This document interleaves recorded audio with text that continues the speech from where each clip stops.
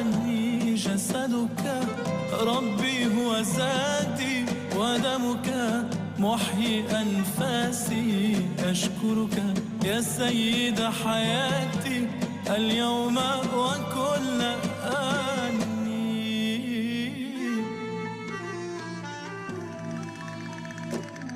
خلف الأشرار مشيت أمامك يا إلهي خطئت من كل قلبي أنا ندمت ارحمني فمن وضعي سئمت خلف الأشرار مشيت أمامك يا إلهي خطئت من كل قلبي أنا ندمت ارحمني فمن وضعي سئمت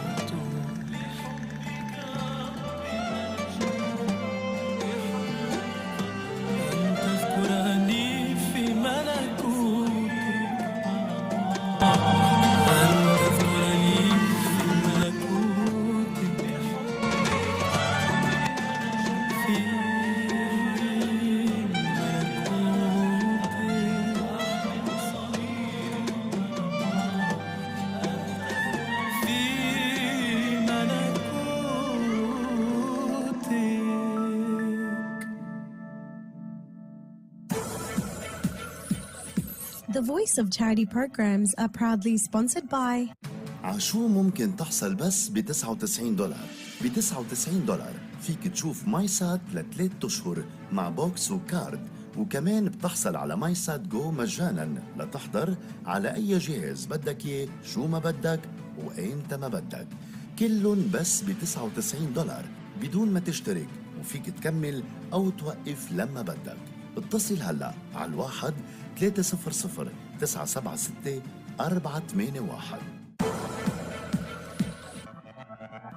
George's Building Supplies Fire Doors and Frames is a proud family-owned Australian business supplying building products for over 45 years. As we continue to grow, we have made it our mission to provide our clients consistent quality, safety, and the highest level of service, reliability, and expertise in the industry. Whatever the project, big or small, we take care of everything frames and doors. With experience across over 100 projects, our track record speaks for itself. Contact GBS today for all your door and frame needs on 9624 1283 or email us on info@gbsfiredoors.com.au.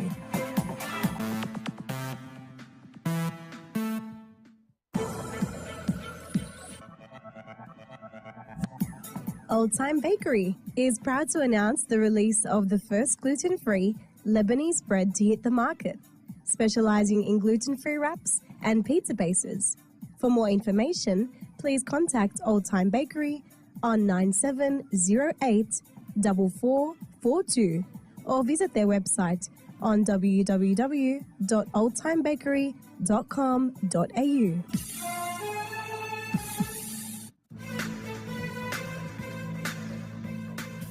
The Voice of Charity would like to thank our current sponsors for their ongoing support. And if you would like to become one of our sponsors, please contact the Voice of Charity office on 9625 6111 or email us on voc@voc.org.au.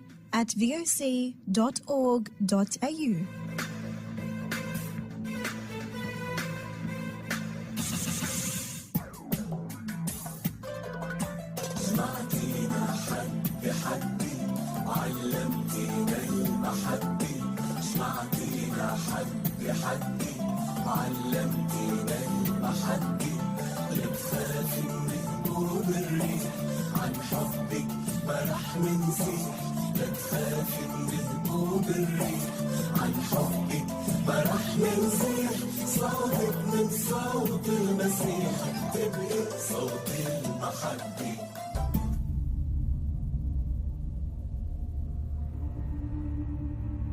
In this era of grave spiritual crisis, it is not enough to simply know about your Catholic faith. That is why we need a Catholic Toolbox to equip us with the practical skills necessary to live our Catholic faith to reach our ultimate goal, which is heaven for all eternity.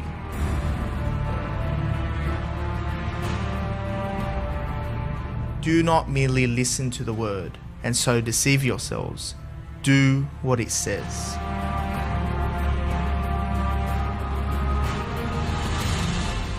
Join us every Tuesday night at 8 p.m. for the Catholic Toolbox as we hand you the tools to go forth, live the faith, and change our modern world today. Live on the Voice of Charity.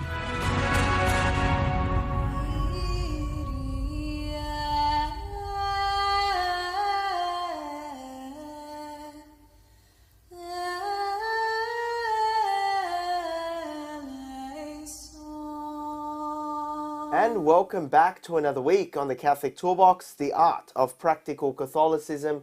I'm your host and founder, George Manassa, here as we equip you with practical tools to live your faith in our modern world of today. And this week, we're talking about pro-life initiatives and pro-life itself. Welcome, Paul Hanrahan. Welcome to the show. Thank you, George. Yeah. Pleasure to be here. It's great to have you. And when I thought about pro-life initiatives, you came to mind. And I really thought, it'd be a great conversation to have. Great. Yeah, Happy because to. you're passionate about what you do, and Yes. that's what I like. People that are passionate about what they do, and they take initiative, and they love what they do, and Definitely. yeah. Yep. So you are the director of Family Life International. Executive director. Yeah. There are actually 4 directors. 4 directors, yeah. But I have the executive role, so I run the main day-to-day activities of the organisation Yeah. as well. So, yeah. It's amazing. Yes. Yeah. What is Family Life International? Family Life International is a pro-life, pro-family organisation. Our constitution actually compels us to the defence and promotion of life, faith and family. Right? Yeah. So we're an organisation that's overtly Catholic in its outlook, so we adhere to all the doctrines of the Catholic Church. Yeah. And we believe that in the public sphere, without God, we can't overcome the evil of abortion. Yeah. Abortion's a satanic thing, and we need to be reminded constantly that what our Lord said, without me you can do nothing. So there's, Amen. Yeah. so Amen. Really. that's the heart of the apostolate, if you Yeah, like. exactly. So it's a lay apostolate. It's a lay apostolate. Yeah. So it's not run by the church in Yeah. any way. We're not even supported financially by the church in any Yeah. way. A lot of people ask me questions like that, but that's the situation. We're an organisation that depends completely on donations. Wow. And why are pro-life initiatives? I don't think I've actually, even on this show, discussed pro-life initiatives. Why do we have to fight for life? It's crazy, isn't it? For those who are listening that probably have never heard of any pro-life initiatives or never got their head around why, the people do what they do. Why do people march in the United States and around Australia for pro-life initiatives? What's the big deal? The big deal is this, that we pretty well live in a post-Christian society. Yeah. And there's a new paganism that's taken root. Yeah. And established itself. And there's a whole lot of things that go with that. But you look at any pagan culture in the past, Yeah. human sacrifice was part of the deal. The Bible talks about the nations around Israel who would make their children pass through fire. That is, they would sacrifice them. So in the days of the Roman Empire, Yeah. the husband, the father, had all the power. Yeah. The children, Toxic masculinity. well, then it was. That's probably right then. That's when they should apply it. So when you go back and you look at that, so St. James, the apostle, said in his epistle, true religion is this, to support the widows and orphans. Yeah. Right? If that's true religion, then that's what we do. If the widows and orphans of the Roman time, who, if the father threw the wife out and the kids out and didn't want them, they were literally at serious risk of at least being sold into slavery or of death, right? A kid that was not wanted by the father would usually be put to death. The baby, if it had any disability, would be left outside the city walls to die of exposure or drowned in water or something like that. Wow. Wow. So it was not so much abortion as infanticide.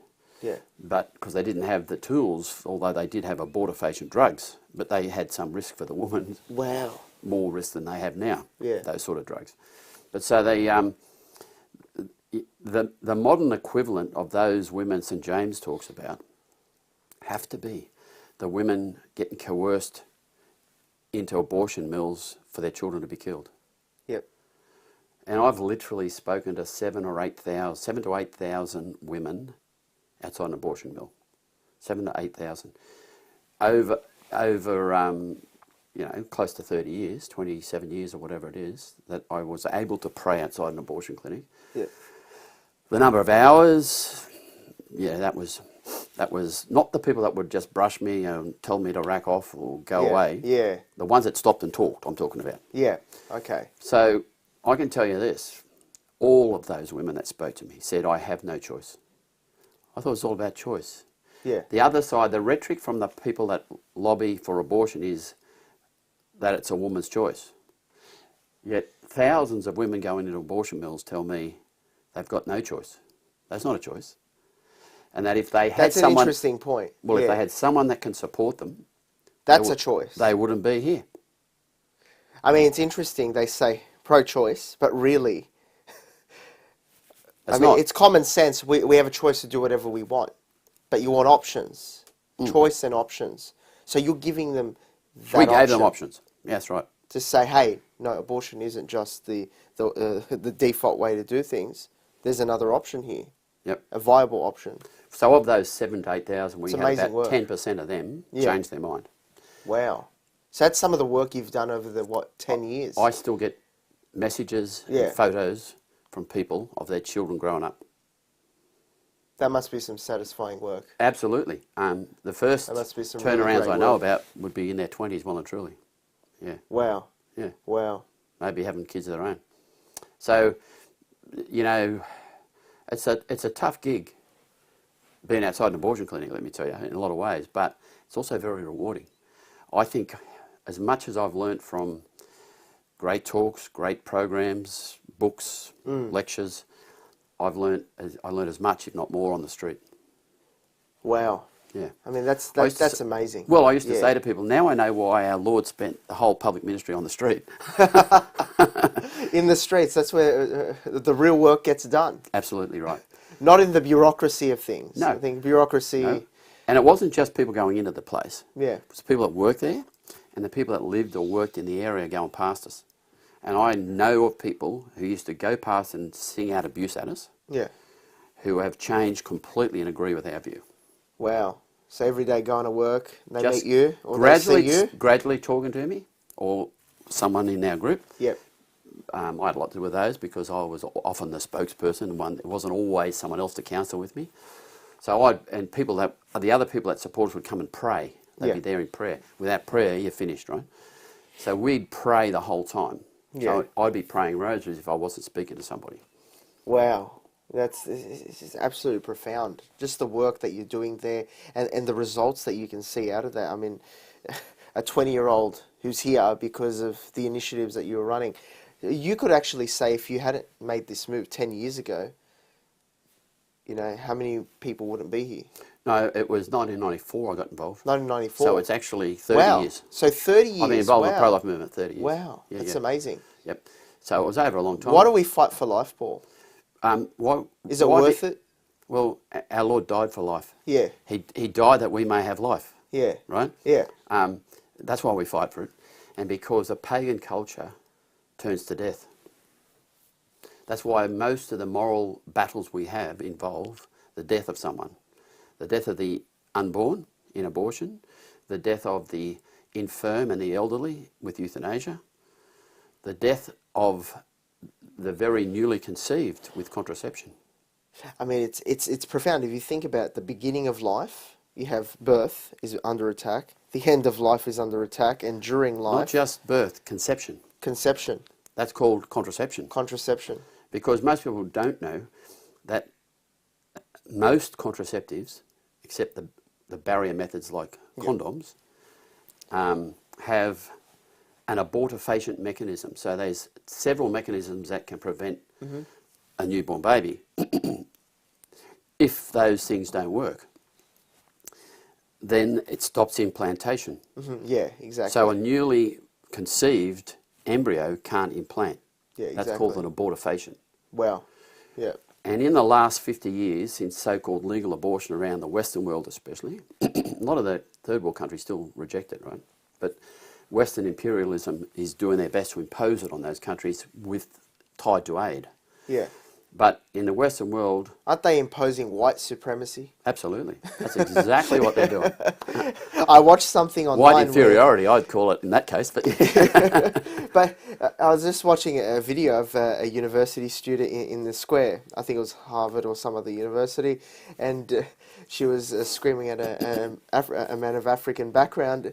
And she said, white colonials impose their religion on you. He said, actually, I'm Ethiopian Orthodox. Christianity was there before it reached Rome.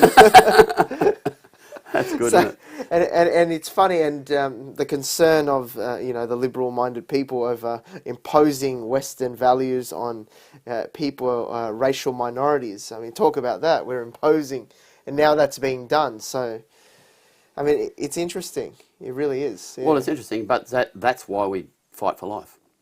Because as Mother Teresa said... by the way, John Paul II, on your Fight for Life thing, at World Youth Day, one of the very first World Youth Days, I think Denver. Yeah, Denver. He actually said to the gathered hundreds of thousands of young people, woe. And remember, he's a very well-educated man, very well-educated man. And he understands the biblical implication of using the word woe, what that means. Woe to you if you are not successful in defending life. He didn't say if you don't try, right, to defend life. Yeah. Give it your best shot. Woe to you if you are not successful in defending life. And the modern culture moved on from Denver now 30 plus years, is been going steadily downhill with an accelerating pace. We need to defend life because we need to re-evangelize, especially the Western world. Yeah. And that's the without the defense of life. You see that many of the ancient Christians in early Roman Empire, the first 2 centuries, they were the best citizens that they had. The Roman procurators and governors didn't want to put them to death for refusing to burn incense to Caesar. Yeah, that's right. They were their best citizens. You know why? Because they were picking up the widows and orphans off the street and helping them. They were doing practical things. These weren't people who had radio and video shows and had textbooks and university qualifications. Or TikTok or the means available to them. They just believed with all their heart, mind and soul in Jesus Christ that he came to save us. And that unless we love God with all our heart, mind and soul and our neighbour as ourselves for his sake, we've had it. Yeah. They knew that. Well, that's why we fight for life. I mean, as Mother Teresa said, I think it was in a gathering of politicians, many politicians and heads of state. She said, how can we tell people, or was that at the United Nations? I'm not sure. How can we tell people to not kill each other if we then don't, if we say it's okay to kill someone in the womb? She gave an address at the United Nations in New York. Yeah. In front of 2,000 people, and including then President Bill Clinton. Oh, yeah. And his wife. Yes. Hillary. And she got a standing ovation, and she decried the evil of abortion, how it's taken root in the Western world. And of course, he's one of the most pro-abortion minded presidents ever in the United States. It's only got worse. But including ever. Joe Biden? Well, up till the time of Clinton's, when we're talking about the 90s. And she got a standing ovation. They just had to sit there and take it and eat humble pie. It didn't seem to change them, of course. But it makes sense. How can you tell people don't kill each other in war? Doesn't make any sense. If you don't value life at its conception. Yep. It really, if we don't value life, then the physical life, then everything is up for grabs. Correct. Really, it devalues everything else. Why tell people believe in Jesus Christ? Why tell people have reverence for life? Have reverence for sexuality, treat your neighbour as you would yourself. Everything goes out the window. Whatever you do to the least of these, my brothers, you do unto me. That's why we fight for life. Whether it's at conception or whether it's at the end of life, if you can't value life itself, then everything within the scope of life doesn't make sense. No. Anymore. Why worship God? George, that's why we now have euthanasia laws. Okay.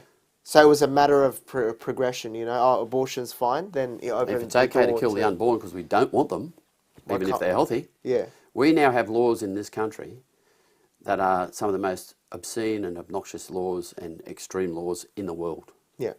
It's okay to kill an unborn baby, pretty much without regulation, despite what they say, for any or no reason to birth. And many of these babies that are later term are born alive and left to die. Wow. That's well documented. Yeah. And it makes sense, euthanasia or assisted suicide for elderly, because if you're not born, I mean, you're not a liability yet, but here when you're old and there's too much liability around you, take up too much time, you're a burden on the healthcare system, it's only tempting, right? Well, but people now At the only end- see them for their utility. That's the problem. Yeah. And that's why we have euthanasia, because that's what the babies were seen as. Yeah. If you want them, they're only good if you want them, Yeah. not if you don't. The idea that every baby should be wanted is the cry of the pro-abortionists. That's not a Catholic or Christian cry. Our saying would be every child should be loved and welcomed. It's amazing. There's a big difference, right? It's Yep. just amazing. I mean, everything stands or falls with life. It does. Yep. Because if we don't value life, how do we get to that next stage where now we've got to save your soul? Body and soul, creation, redemption. It's a good point you bring up. One of the things that one of my many brilliant mentors was Monsignor Philip Riley, Okay. great pro-life priest from New York, who established the Helpers of God's Precious Infants around the world. That the way of being what he called the modern day Calvary, where innocence is crucified, Wow. was that prayerful approach. And our primary reason for being there wasn't saving babies. It was saving souls. That is really what the Catholic mission's about.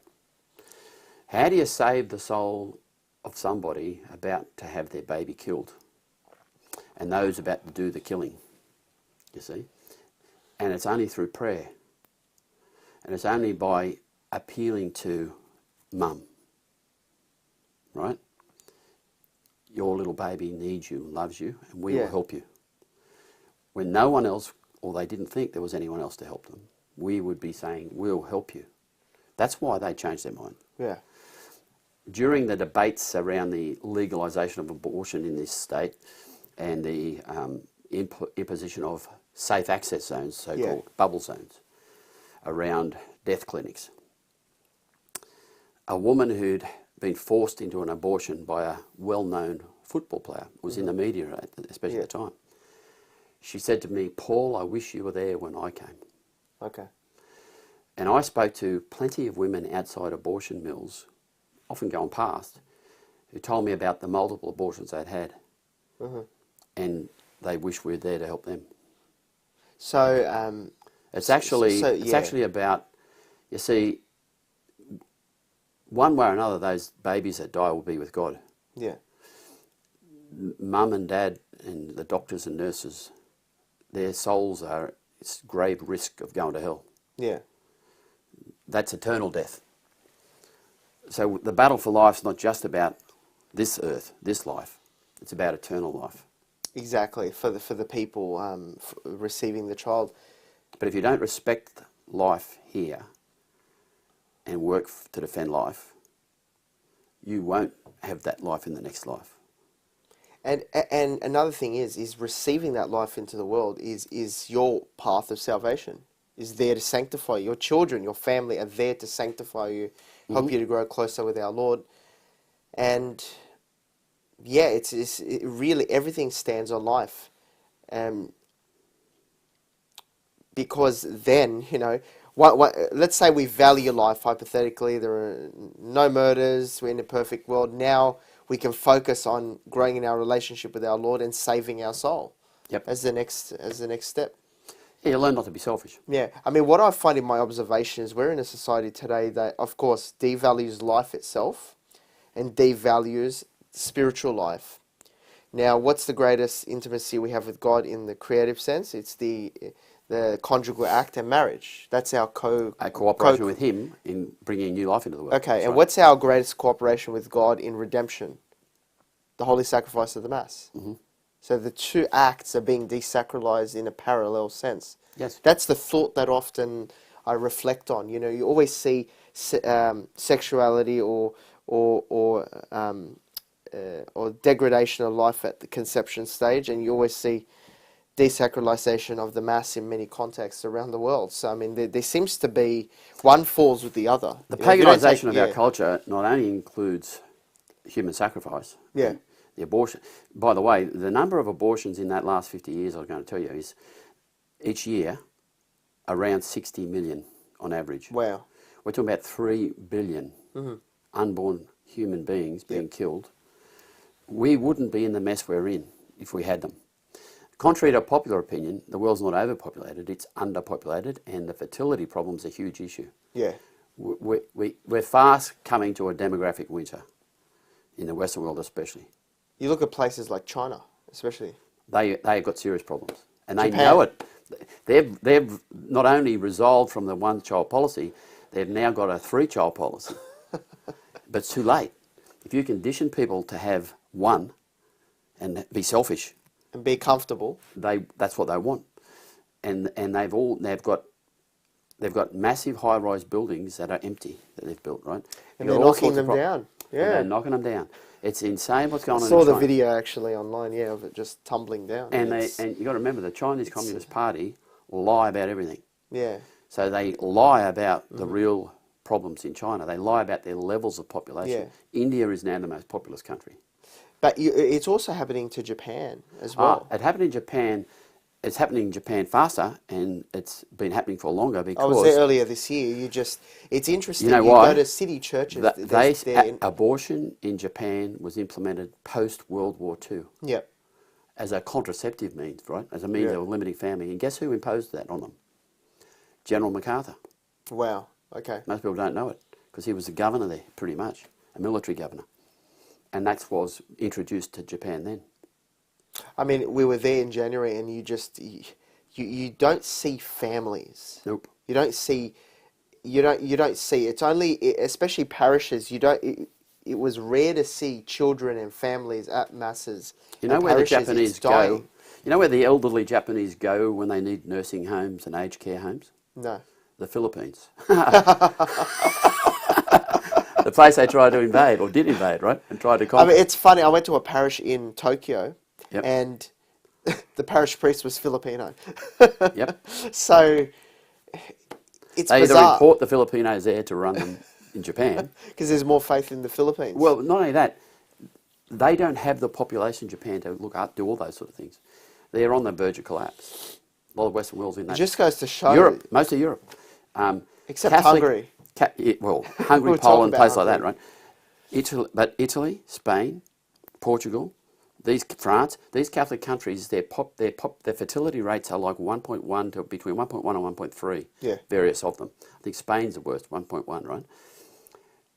Replacement level fertility is 2.1. That's huge. Wow. You build a wall around those places, in 100 years there'd be no one left. It's only immigration that's keeping them alive, but guess what? That immigration's coming from non-Christian places like the Middle East, North Africa. Or even if it comes from Europe, they're declining as well. Well, the immigration doesn't come from Europe. The immigration into Europe is coming from Africa. Non-Christian countries, yeah. And they've got serious problems there now. So Because here's the thing. yeah, The idea that ethnicity and things like this have something to do with culture is wrong. Religion drives culture. exactly, yeah. Yeah, it is the prime. Hungary is doing a good job. They are. I mean, I loved Viktor Orban's, and we're not trying to promote any political party, but it was a good idea what he did, where if you had once you hit a fourth child, you're not subject to income tax anymore. That's fantastic. Money goes back in your pocket. Yep. Can you imagine doing that here, whatever your taxable income is? There are many things they No can do tax. here to actually help families. Yeah. Right, but they won't do it. They don't allow it. Income splitting, for argument's sake, where there's a family with one income, Yeah. husband and wife should be able to split that income. Yeah. Right? but Yeah. they can't. You can't do those sort of things. That would radically reduce tax burden on some of those families. Yeah. So what they end up having is mum and dad both working, and almost an inability to have more than 1 or 2 kids. Yeah. Because daycare is too expensive. Yeah. Then you depend on daycare. Kids should have a full-time parent. That's a really big thing. I mean, it's absolutely crucial. There's so much to talk about, but let's get into Family Life International. So it was founded in which year? 1987. 87, yes. A lady by the name of Gail Instance Yeah, and some others were members of the New South Wales Right to Life Association. yeah, And they recognised the problem of contraception. Yeah. They will never end abortion whilst the prevalence of contraception is so high, yeah, and the use of it, even amongst Catholics, Yeah. and even back then. And the Right to Life Associations considered that as a Catholic issue. yeah, Well, it's an issue for everybody. They were wrong about that. So now, because they refused to take a position on contraception, they started what they called then the Australian Catholic Pro-Life Association, okay, ACPLA. Basically, she ran it from her dining room table wow, and started this organisation, which in 1992 or 3, she met Father Paul Marks from Human Life International in America, Yeah. a Benedictine monk who'd started Human Life International, a great man. And we became a branch of Human Life International in 1993. yeah, So the Australian Catholic Pro-Life Association changed their name to Human Life International Yeah. Australia. yeah, wow, That's when I got involved, early 94. And mainly running and helping with the pro-life vigils outside the abortion mills to start with. But I soon got interested in the pro-life. If you had told me a couple of years before that I'd be involved in pro-life, I wouldn't have believed you. I went to an apologetics talk. Jerry Matitix, a friend of Scott Hahn, was given at Riverwood. That was Gail's parish. oh wow, And they were recruiting people for a big vigil they were going to hold in May. This was, I think, December 93. It was going to be in May 94. It was a while away, right? And like everyone else, I put my name down. It was old clipboards that days then, Yeah, not, you know. yeah. So I put my name down. About 3 months after this event, I get a letter in the mail reminding me about this, and I mean, I don't want to do that. But because I Lucky said you did. Well, because I said I would. Yeah. I did. Anyway, that's the start. So it's been an amazing journey. So I was president then of Human Life International for 99 to 2001, the 3-year period. yeah, 3 years, wow, But I had a full-time business. I was a financial planner. yes, it must be fun, Yeah, well, and 5 kids and all the rest of it. So yeah, we were busy. Yeah. And we were homeschooling our kids. Yeah. All those things. So we, I'd been asked several times to take over running full-time the organisation. I couldn't at those times, but Gail ended up passing the leadership, the running of Family Life International. Oh, sorry, the name was changed to Family Life International 2004 for a whole lot of reasons, right? Principally, Father Marks believed that was a better name, and he wished he'd actually called the main organisation that in the first place. But he'd been forced into retirement and a whole lot of things had happened, and we distanced ourselves from that organisation, and we wanted to change the name, and we changed it to that. And our affiliation now internationally is with Steve Mosher and the Population Research Institute. ah, okay, yeah, Yep. So Steve Mosher was famously the first Western sociologist into China, okay, and because he spoke fluent Mandarin and Cantonese, and he had been invited in by the Chinese Communist Party, he actually saw the implementation in 1980 of the one-child policy. He was there to do his doctoral thesis on rural life in China. So he documented it all, and at the time that he went there was an atheist or agnostic at the best and pro-choice. yeah, He came home not pro-choice. He recognised the evil of abortion because he saw them do them yeah, live at 9 months even. yeah, but even the population issue, just alone. But Steve's it's just- his population, his specialty, if you like, is population demographics. wow, So the Population Research Institute have got some fantastic information on population issues, right? yeah, You know, you can fit the whole world into New South Wales, the whole population of the world. And you can have families of 4 everyone have 400 square metres each, right? 400 square meters, A lot, right? wow, the whole population of the The world. world's population. Can fit in New South Wales. Correct. Unbelievable, right? 40 square metres? 400. 400 square metres. Wow, that's an average A big block. lot. That's right. Wow, save every single wow. Yep, 20 by 20 metres. That's a fair bit. So how a family of 4 would have a lot more, right? They have a lot of space. Yeah. So it's nonsense is the first thing about that. And the other thing is that it's population growth that drives economic growth. Yeah. What we're finding now is Western governments lying about that growth and using total revenue generated or turnover as a means to measure what they call gross domestic product. Okay, but GDP. Gross domestic product is become the god in the sky. It should be real GDP that they measure, because nothing against hairdressers and nail artists and all sorts of service industries, they don't really add to GDP. Okay. It's the farmers and the manufacturers and the people like that. Now we've been in the West trashing those industries, passing it all off to give to China. So we're fast coming to some serious problems. Yeah. And those are important things to understand, because on many of the arguments of the pro-abortion lobby is that the world's got too many people. Yeah. And they've convinced a lot of people, especially through the school system, that's the case. But it's like the Seventh-day Adventists with the, or the Jehovah's Witnesses rather, with the end of the world's about to happen, right? Yeah, yeah. They've had about 7 whacks at it in a couple hundred years. Yeah. And they got it wrong every time. 1918. Well, Paul Ehrlich Yeah. and the population bomb, he's had about 4 or 5 attempts at predicting the global collapse, and he's been wrong every time. Yeah. There's always those predictions that are coming up. It's nonsense. But that's a big issue, the population issue, Yeah. for the defence of life. Because people need to be educated. So we have a series of little pamphlets, we call the Truth Pack, with information on various forms of contraception. Yeah. Whether it's be injectables or long-term contraceptives or the pill or the morning after pill. Yep. But we also have, as part of that series, a little pamphlet on population issues. Yep. To give people some basic answers. People can order those via our website or via our Facebook page. Yep. Because here's the thing, what we're doing now that we've stopped us praying outside abortion mills under pain of jail and severe fines, $11,000 fine and a year in jail. Yep. Now, if I went and prayed outside or offered to start off, I'd be in jail, without a doubt. Someone that's not known and was quietly doing it, maybe they'd get run off the first time. But it's pretty serious what they've done as an imposition on freedom, right, of political communication. Yep. Freedom to be able to approach people and talk to people and offer them help.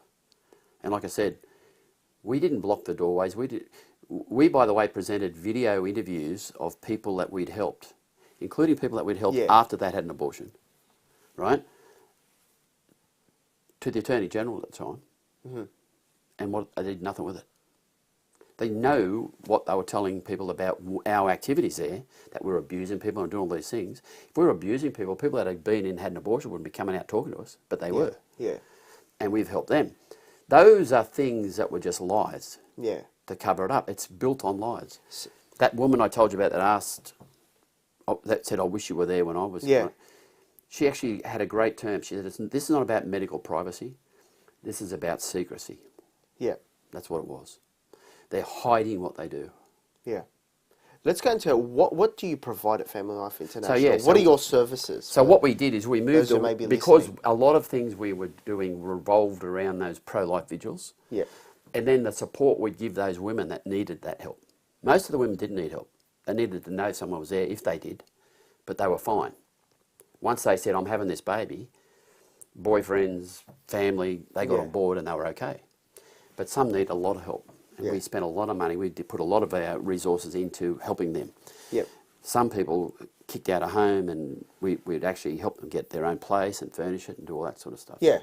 We did a lot of those things then, as well as the education. But I told you about Gail and the foundation of it because education was the basis of it. Father Marx used to say education, education, education. Yeah. So what I've done now is refocus us as an organisation to provide education on those things. Yeah. So more recently we've published a great little booklet on contraception written by Father Pius Mary Noonan, who's the... Yes, in Tasmania. Correct. He's the father prior of the monastery down there. I was just down there recently. Yeah. Beautiful place. Well, yeah. I've been doing a lot with Father Pius, right? Yeah. So he's actually a PhD qualified moral theologian. Yeah. So I asked him to write this book on contraception because of some of the stuff that was coming out of the Vatican, supportive of contraception. Yeah. Vatican advisory panels, not the Vatican so much. Yeah, not yeah. The Pontifical Academy for Life especially. Yeah, yeah. Or people on it. So we published that little booklet. It's fantastic. He's done a great job. He's smashed any argument you can come up with on contraception. So, Yeah. and it's a great educational tool. And people that are Catholics say, but I'm not in favour of contraception, I don't need that. Yeah. So what you need it for is so you can help others who don't understand that. Because most Catholics can't answer all the objections in relation to the use of contraception. What people would say, why they need it, and why they should have it, and what's it about. What the problems it's not of it just are. about the objection. I mean, there's the beauty of the Church's teaching on why we value life, why the beauty and order of sexuality. I mean, I know we can sit down and explain it like it's a no. Yes, but these people, the beauty of the truth. The people that don't understand the problems of contraception, right, also don't understand that. Yeah. So quite often you need to I mean, that's a whole topic for another time to really study. We can't cover that. The beauty of John Paul II's theology of the body, the beauty of sexuality, the order of sexuality, it just blows your mind. It makes the case for itself. It does. It's not about not... But George, that's for people that are looking, right? Yeah. So what we need... You're being practical just to get the remember information. This, our organisation began on that issue of contraception. So I went back to that. Yeah. Right? There's whole generations since then that need educating on this. It's a matter of course for kids in schools, Catholic schools included, to take up contraceptive use at a very early age. It's scary. Yeah. Okay? And then the next thing is modesty. Well, the next thing is modesty and chastity, right? Father Pius has written the booklet. We're close to publishing that. It's called Fig Leaves Are Not Enough. What a great title. Wow. You know why? Fig leaves are not enough? I can't figure it out, no. Adam and Eve, when they sinned, what did they do? They covered themselves with fig leaves. Yes. When God came and found them, what did he say? Besides, what have you done? And what followed, he gave them animal skins. Fig leaves were not enough. Fig leaves are akin to bikinis, right? Here, put this on. Yes, yes. Okay, so that's a great title for a start. But he's covered everything from veils in church to bikinis and what the problems are and how to overcome it and a whole lot of things. It's a brilliantly written book. Yeah. It's challenging for the modern world. But here's the thing. If we won't end abortion, we can't end abortion if we don't end contraception. Yeah. We won't end contraceptive use if we don't change modesty in dress and behaviour. Or we don't learn to love. You can just really... But George, that's all part of the deal. Yeah. But it's modesty in dress and behaviour that feeds the contraceptive use. Yeah. And if people don't get that, they won't stop the contraceptive use.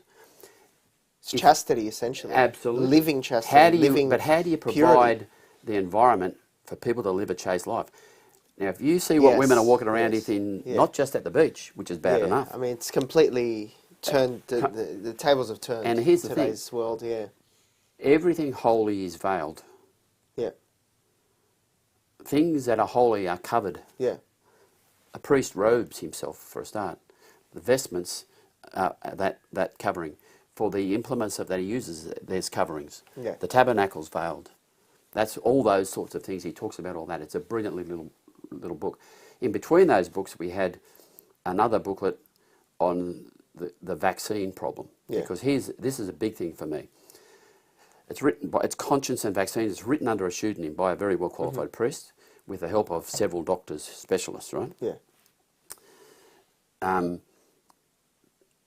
Those vaccines, not only are there ethical problems in relation to their being untested, being new, being many of the ingredients undisclosed, especially the amount of some ingredients, what's in them, their efficacy, a whole lot of stuff was a problem. But the biggest problem was this.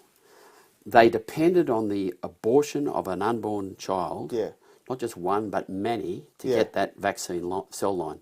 Yeah. That's the aborted fetal cell line. Yeah. Aborted fetal cell lines feed so much research now, funded by the pharmaceutical industry or by university research houses, which are usually funded by that same industry. And that industry is $1 billion it's a $1 trillion industry. They have more lobbyists in Washington, the pharmaceutical industry, than everything else put together. And imagine how big the oil lobby and the gun lobby and these things are. The pharmaceutical lobbyists surpass that. There are hundreds of millions of dollars, if not more, going from those research facilities to the abortion industry to provide those cell lines. Yeah. They're not organs from an abortion that are left over, that they've used because this baby's aborted. They're targeted assassinations because those babies that they take those organs from, their parents are genetically screened.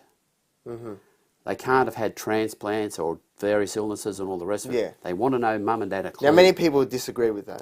Disagree with what? They would say it goes back to the actual historical abortion that did take place. That's the information that you often get. No, how did that historical abortion happen is what I'm telling you. Okay, right? yeah. Okay.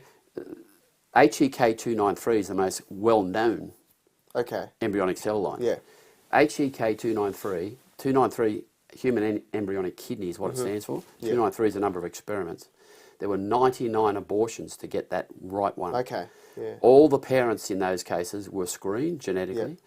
The kid had to be a certain age, so the organs were the right size. There could be no anaesthetic for the baby because that would affect the organs. Yeah. The baby's got to be born alive and dissected alive.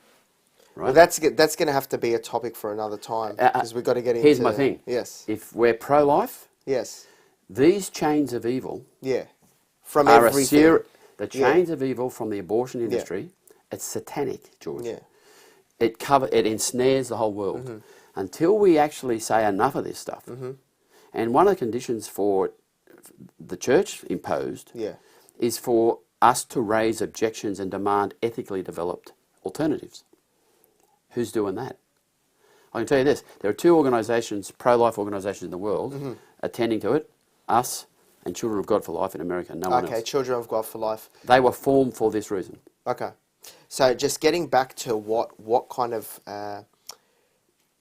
I mean, you do so much, you do so many great things, and and you provide a lot of help to mothers and to different people. We were doing much of that when me and others associated with us were praying outside abortion clinics and finding people that need help seriously, where there's no one else to help.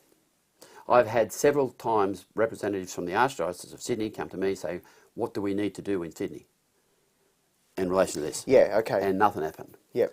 We've got a pregnancy support organisation now based in Parramatta and up in the Central Coast. Oh, okay, excellent. Diamond. Pregnancy support, yeah. But a pregnancy support place tends to be helping women that are determined to keep their baby. Yes, okay. There's a big difference. Yeah. We were finding the people that had been forced to the abortion, they were at the abortion mill, at their door, and we were helping them. They didn't want to be there. They didn't know any other way. Okay. That's what's happening now. So you come in there. It's a different, it's a different subset of people. So that's the people we were helping then. Yep. Because family of one kind were forced, the number of girls I was told that if they don't have the abortion, they were going to be out in the street. Yep. By boyfriends who would say, if you don't have an abortion, I'll rip it out myself. And the key way that you've helped these people is creating centres. No, we don't do that. Now other organisations have stepped up and there's some pregnancy support places, not enough of it. Okay, yeah, the pregnancy We support, don't necessarily need to do that. Plus, we don't meet those girls generally. Yeah. Some people call me and want me to speak to people or send them advice and send help and da-da-da, and we do. Yeah. But it's not as a major part of what we do now. Okay. What we want to do now is work to prevent that in the first place. But how do we do that? Education. Education. Yes, that's it. Yep. Okay, so what kind of work do you do now? So you send out leaflets, information packs. You send out your newsletter. The newsletter? Yeah. That's a quarterly very thing. important. We have email news, which is more often. Yeah. Sometimes several times a week, sometimes every couple of weeks. Depends when we've got particularly something to do. And we attend to a lot of issues because where does life flourish and thrive? What sort of culture? A very Catholic culture. Yes, yes. And so we need to re-evangelise this world. Yeah. That's a hard thing to talk about. But here's the thing. We don't have to do that. God will do that. What we have to do is play our part. What we have to do is all that we can do. What is all that we can do? I know you like this tool thing. We'll get to that, right? What is all that we can do? We're waiting for the tools. Yeah. Well, these are the tools. These booklets, this information. Okay. So how do you I think bring it's other time people? to go into the practical tools. There you go. I think it's time. So let's take the tools out of the toolbox. There's so much that you do there, and I'm sure, it will take hours to unpack all the great work that you've done all these years. But what can someone listening here today that has concern about the restoring the culture of life in Australia today, or anywhere where they are they're in the United States of America or the decline in Europe, what can they do to take action as an individual? Yep. Maybe not everybody's called to do what you're doing and the great work that you've done. Oh, I get that. What can people do now to take action? What are some 3 practical tools? Here's the first thing, right? Yeah. The first thing is be all you can be, right? Yeah. Be the best Catholic you can be. Yes. What's that mean? Well, it means to live the gospel life, basically. And it's not that complicated. A young Protestant guy said to me once, I thought it was meant to be simple. I said, oh, it is simple. Yeah. It's humans that complicate it. Yeah. So a lot of the doctrine and the teaching of the church is built around all the different things that people come up with and the situations they find themselves in, and they have to deal with that. Yeah. But it is simple, right? Firstly, go out to all the world and tell the good news is a instruction to everybody. Some people have a greater role in that than others. Or how people, you're going to do that. But people that have a family, here's the thing I always said. I've given a lot of talks on fatherhood. Yeah. A father's role is not just to provide for his family financially, right? But also spiritually especially. Yeah. The father is the priest, prophet and king in the domestic church, right? It's also to do this, to make the world his kids grow up in a better place. The father's out in the world, generally speaking. The mother is at home with the children, right? The mother's the heart of the family. The father's the head of the family. They're inseparable things. Yeah. You can't have one without the other one, right? The different dynamics and problems in families, we can talk about. That's another topic, as you say. Yes, there's many topics. Without going there, right, it's clear that there's Yeah. this domestic church. Yeah. And ideally, we have a certain circumstance, right? And dad's got to be in the world and try to influence the world. And how do you do that? Well, he works and he engages with the world by who he works with, what he does for work. Whatever it is, there's someone he engages with, someone he works with. I heard a story once about a guy who had worked at a place for 35 years and he died. Yeah. And they were given, the people he worked with, his funeral details, and the common thing was, oh, we didn't know he was a Catholic. Well, that's a tragedy. They ought to know. You see? Wow. And you don't have to be ear-bashing people or belting them over the head with it all the time. But there's always parts of a conversation. There's always conversations in a day with the secular world where you need to defend your faith. Yeah. So I don't agree with that. Yeah. When they are ogling a have a poorly dressed conversation. girl, or when they're when they're Yeah. talking about not having any more kids, or whatever it is, that's not the Catholic view. Children are a blessing. We welcome the children, right? They're from God. Those are things that you can evangelise people with. Yeah. The In your own tools that we unique have, style, I guess. well, yeah. everyone's got in their- conversation. It could be. a lot Yeah. of people say to me, right, especially if it comes to abortion, many people have said to me, oh, so-and-so, someone at work, da-da-da. Yeah. I get it a lot. But I didn't know what to say. I don't know how to do it. Yeah, yeah. It's a hot topic Of course it is. in work. Educate yourself about how to respond to these circumstances. We've got the tools. We have literally got thousands of articles on our website. Yeah. We've got plenty of So what is your hard copy website tools. for those listening here today? FLI, that's for Family Life International. FLI, pretty dot simple. org. .org. .au. Doesn't get more simple. FLI.org.au. And people can reach you, and they can reach you directly if they need any help. If people want or to they have any initiatives, or they want to donate or support. Yes, and with our website's comprehensive. Yeah. Put it that way. It's so a you lot have of stuff. comprehensive information and everything It's huge. else. And getting bigger all the time, right? Yeah. So, and all those things that we've briefly covered Yeah. have much more detail on our website. Yep. And here's the thing, if people want to contact me directly to ask questions or to get, I'm happy to hear from them. My email is paul@fli.org.au. That's an easy one. Paul at FLI. .org.au. So paul@fli.org.au. If you have any questions, email Paul directly. Yep. And you'll get in touch and you'll assist them. So Absolutely. you're the main point of contact. I am. Yeah. Put your phone if you want me to call you in the email, obviously, and if you just want to correspond by email, I'm more than happy with that. So Yeah. happy to correspond and point them in the right direction for the tools that we have. Yeah.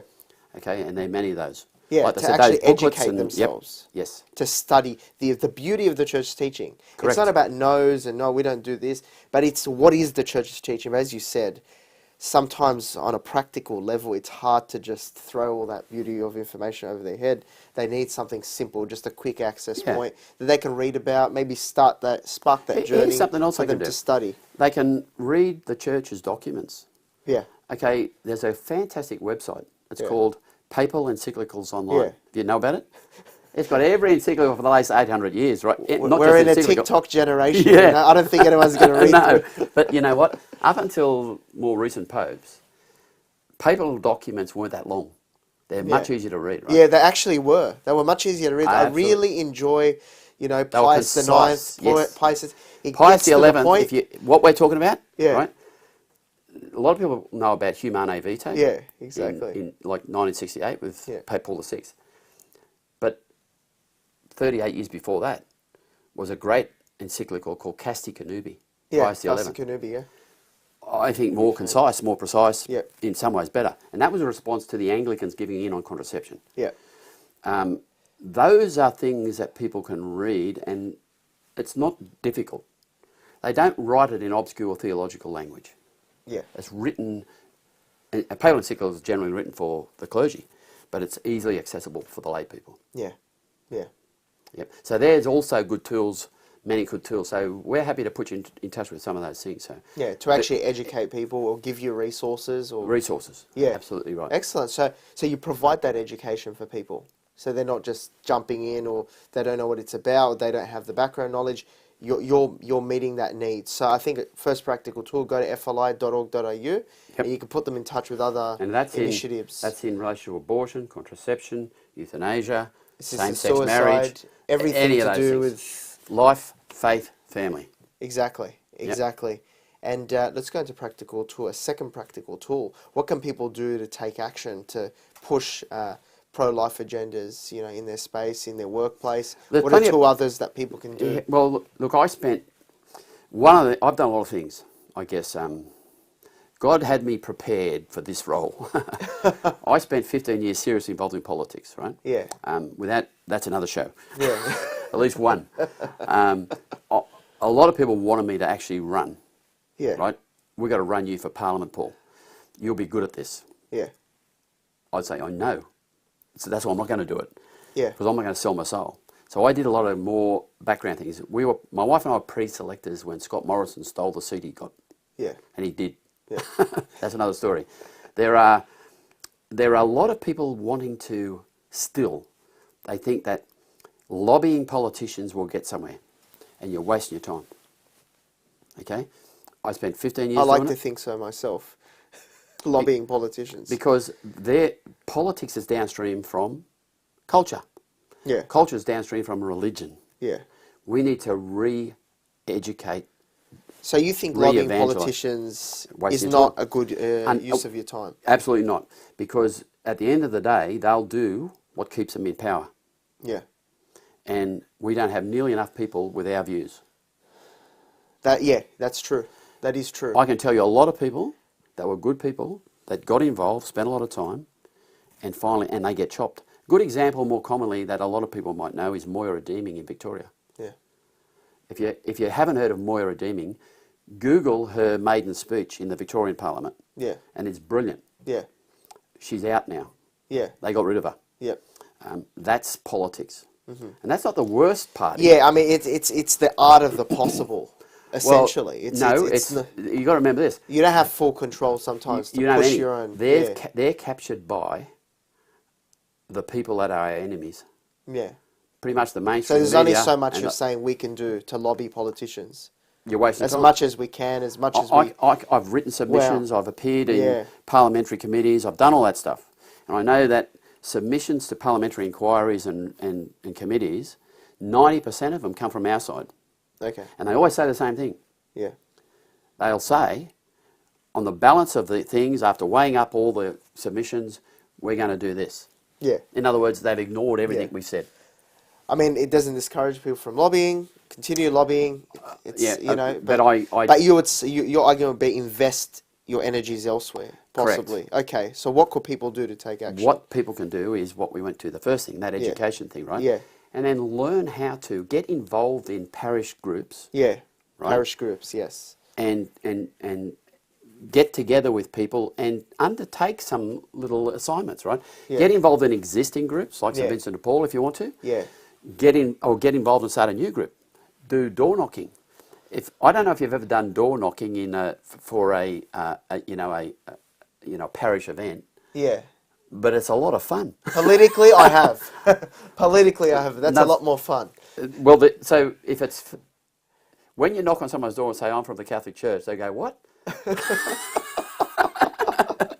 We really should. See, I have a great idea for parishes to Yep. resurrect, mass attendance. stuff they used to We do. have a register of all the baptisms, everybody, where they live. Yep. Why can't we go and follow people up like business development managers and say, Yep. you haven't been to church for a while, can I come and see you, give you some information? Could you imagine that? Or So- door knocking? So a lot of people go, "Oh, I couldn't do that." Yes, you could, but you might need some training. Yeah, okay. You can almost guarantee in every parish there's Yeah. someone that can do that, Yeah. and you can work on it, right? Yeah. Develop a program with the parish priest. Yeah. It's not as if the parish priests are going to be upset to see more people come to church. Yeah. Exactly. I think that's a very good idea. Door knocking or even distributing pamphlets or any other material. There's another way you can do it. If you don't think you can actually speak face to face to Yeah. people, What can people develop do? a little pamphlet Yeah. and put that in a letterbox. Yeah. Again, if they get something from the Catholic Church, Yeah. not the Seventh-day Adventists, not the Jehovah's Witnesses, not Something the from the Mormons, not Catholic Church. someone from the Catholic Church. That's fantastic. And what's Yeah. a third practical tool? What can we do? What else can we do to increase Well, awareness and I think the third thing help is this, other what I people? said in the beginning, right, as well. It's about your own personal holiness. We need to grow spiritually. So spiritual reading, and there's some fantastic resources. I don't know if you've heard of a book called Divine Intimacy. Yes. Yeah. Brilliant. It's got a daily meditation. It takes 5 to 10 minutes to read, depends how fast you read, Yeah. right, and how much you absorb. Yeah. And it's got quotes from Teresa of Avila, Teresa of Lisieux, John of Yeah. the Cross, people Yeah. like this, right? Augustine. Yeah. Brilliant. And it's, if you like, a meditation in a nutshell for every day. Yeah. Without you having to go and find it and do the right one. It just follows follows the traditional Mass liturgy, but it doesn't matter. And it covers so much of the spiritual life. Mm-hmm. Learn to develop your spiritual life, because then you'll be better if you want to engage in Catholic apologetics or door knocking or Yeah. evangelising in your parish, or pro-life work, or evangelising people Yeah. that you work with, or other places. 1 Peter 3:15, sanctify the Lord Jesus Christ in your hearts and always be ready to give a defense or an apologia or an explanation. Exactly right. And the means we can use is door knocking, some pamphlets, or get involved in any pro-life marches. Let's give them Day a of the Unborn spirit. Child. Yeah? Day Day of the Unborn Child, that's a big one. It is. In the city. Sydney. 4,000 people. We need to get it to like 20,000 people Yeah. plus. Yeah. Right? We need to achieve what America's achieved. Well, the numbers that they have. got a lot of support from the Archdiocese of Sydney, Yeah. and other bishops around the Sydney greater metropolitan Yeah. area. The Maronite bishops led those events, right? Bishop Tarabay is very supportive of it. Yeah. Yeah. So get providing along. some numbers as well. Well, numbers matter Yeah. because people go, "Wow, Yeah. yep." That's a It's big thing. absolutely amazing. So those are some key events. Yes. That you can possibly meet different families, different people. People can meet with yourself. You're there. Get your parish to get everyone along. Bring a parish banner. Promote your parish.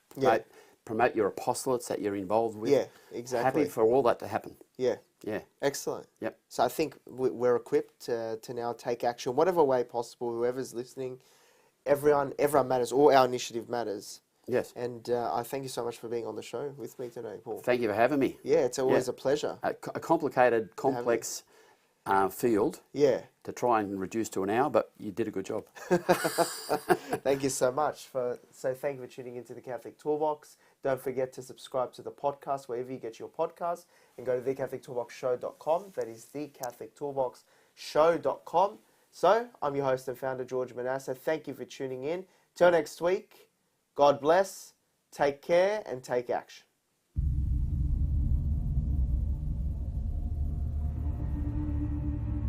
In this era of grave spiritual crisis, it is not enough to simply know about your Catholic faith.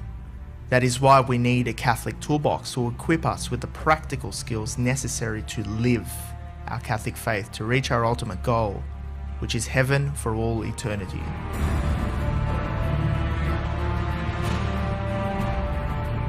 Do not merely listen to the word and so deceive yourselves. Do what it says.